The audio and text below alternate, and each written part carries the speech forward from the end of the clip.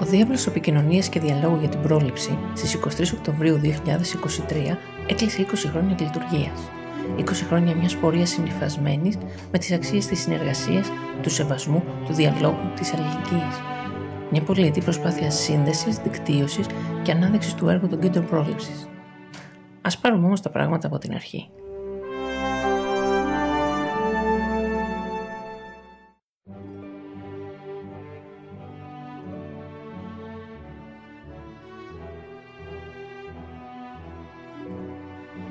«12 χρόνια Διάβλος, 12 χρόνια επικοινωνίας και διαλόγου των κέντρων πρόληψης, 12 χρόνια συνεχούς παρουσίας, 125 τεύχη, 28 μέλη, 310 παραλήπτες».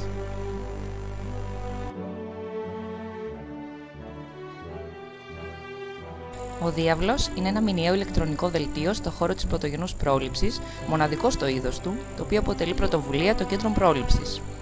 Προέκυψε ως απάντηση στην ανάγκη για αλληλοενημέρωση και επικοινωνία, ως αποτέλεσμα μακροχρόνιας συνεργασίας. Κάθε μήνα η συντακτική ομάδα του Διάβλου συναντιέται σε ένα διαφορετικό κάθε φορά κέντρο πρόληψης για να μοιραστεί τα νέα της και να εργαστεί πάνω στη διαμόρφωση και έκδοση του μηνιαίου τεύχους.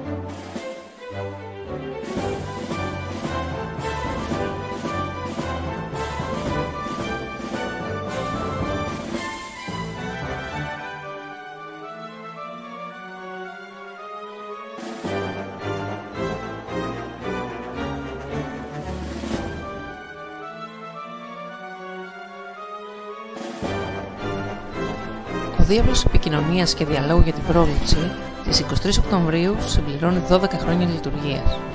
12 χρόνια δικτύωσης, διαλόγου και δράσης. 12 χρόνια δέσμευσης και δημιουργίας. 12 χρόνια λοιπόν και συνεχίζουμε.